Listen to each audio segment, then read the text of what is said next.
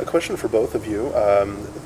Ride the Cyclone started with the brilliant and independent theatre company Atomic Vaudeville, of which you, Jacob, are one of the key players. Now this production is a kind of a three-way co-production between Passamarain, what was the other Acting one? Up. Acting Up, but it did start with Ride the Cyclone, which is Victoria-based. A lot of people would not necessarily associate Victoria with a quirky independent theater scene. Do you feel as though, as performer and creator, either Ride the Cyclone or your work in general is shaped, or perhaps even in reaction to the kind of socio-cultural mood of Victoria? Yeah, I mean, I think the great thing about like kind of creating in a smaller town is also a smaller town, which is, in Victoria is actually like, a lot of people look at it as the land of crumpets and British old ladies and everything like that. But it also has a really it's like a lot of people go there and go, that town is bizarre. Because it does. It's got a lot of goth, a lot of like Satanists, it's called the Satanist capital of the world, right? And there's all these rumors. Really? Because there was this book called Michelle Remembers, which was actually turned out to be totally bogus, but it was all about this woman that was this teenage girl that was abducted by Satanists, and they took her to Victoria, BC. So that kind of got they took her and did all these Satan things with her, and then her therapist brought that up, and she realized that she was taken to Victoria, and she met all these Satanists and everything, and it turned out to be total bullshit, and they totally made it up. But the moniker kind of stuck to Victoria, that it was the Satanist capital of the world, and that we have all these satanic tunnels, which actually was not actually true. It was actually to smuggle opium. Not to smuggle whatever Satanists smuggle. So it's actually not that far-fetched to have a kind of an offbeat musical come out of Victoria. Well, I think you also have to consider that Victoria is also, a university town, so there are a lot of young people. And there's a lot of talent coming out of Victoria, because there is University of Victoria's acting program, which half of our cast is from. There's CCPA, which is the Canadian College of Performing Arts, which the other half of the cast is from. And there are also... That's a musical theatre program. CCPA, right? Yeah. Which is kind of unique. You can recommend Come See, Come Sa. Well, I'm saying Come See, Come Sa about it being a musical theatre program, because there was, I think, equal parts acting and mask and all these other, But you guys did a lot of tap dance. A lot of jazz hands. Yeah, lots of jazz. There was a whole course dedicated 3 hours a week on how to jazz hand.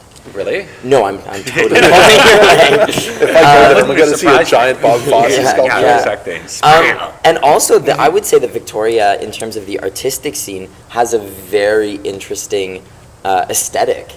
I would say there are a lot of visual artists that have, like Hank and James, who have designed our set, who have partnered up with these different acting companies to bring in their specific style. And it's a weird little, like Hank and Lily have this weird kind of vaudeville kind of rock show, which will be playing here this Friday and Saturday.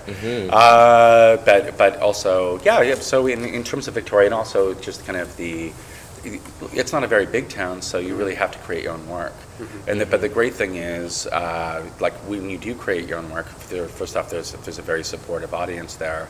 And the good thing is, sometimes I worry about indie companies in Toronto, because the problem is they do their work, and then the critics come out and they either like it or hate it, but sometimes they just crush something that actually is really has a lot of potential. And that's the thing about creating work, is that sometimes you need one or two kicks at the can before you're ready to bring in a national reviewer to review it. And the good thing is that never happens in Victoria. We don't care. You don't necessarily get any crushing reviews in Victoria, but you also don't get great reviews. Huge, great reviews. They're pretty leveling, I think, all of the reviews that come out of Victoria. Yeah, it's like the weather. It's very even-keeled. So it's very even-keeled. They go, that was something.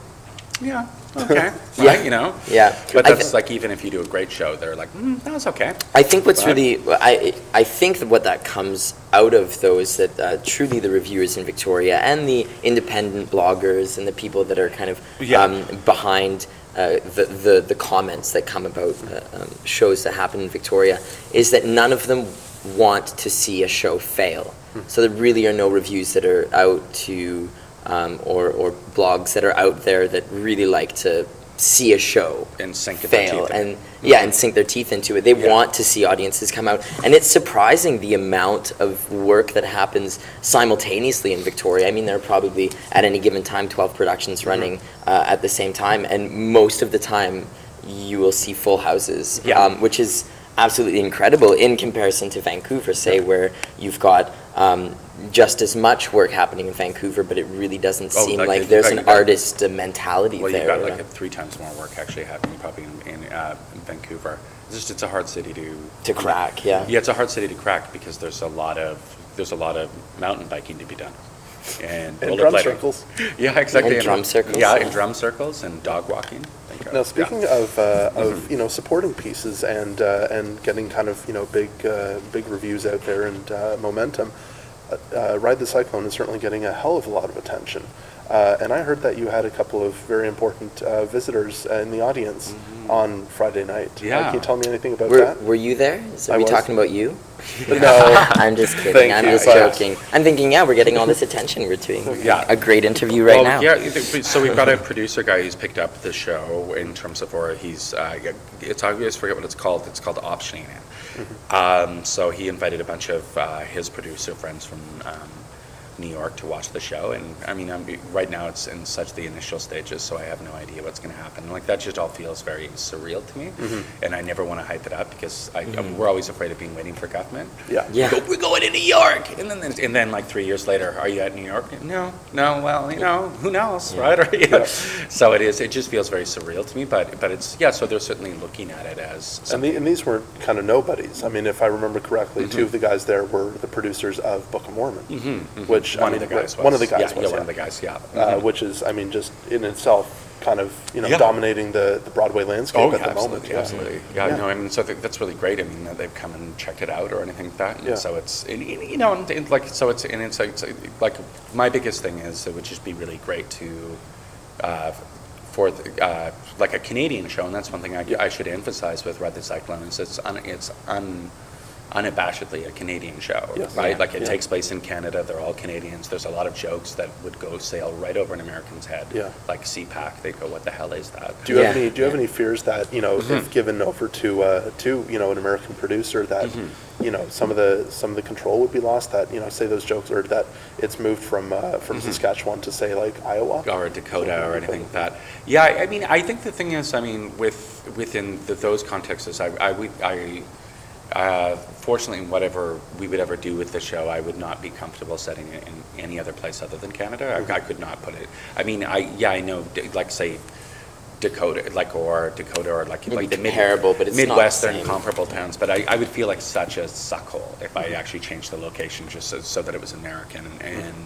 And I think that's what I would say is certainly on that front is what you see is what you get, right? You know what I mean? In terms of, I would not, like, we'd have to change the song Uranium and, it would well, be so much of the content would have to be shifted, and even just the sensibility of the writing. I mean, it has a very Canadian aesthetic, and I think that's what's working so well with the piece. I couldn't possibly see an American from a Midwestern town kind of going, I don't get this. This is, what's Saskatchewan? Yeah. I don't get their mall, their Taco Bell, right? You're going to go, no, it's everywhere, right? Yeah, it's pretty universal. Yeah.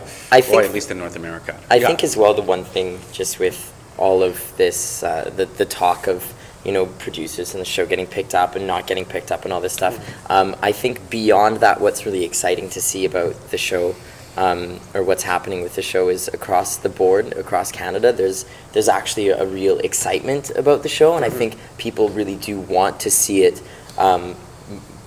succeed in any capacity, right? So I think already, whether or not, it does get optioned beyond what it already has been, I think it's already, like, really hit the mark in Canada, at home, where the piece is from, and I think that's a huge success.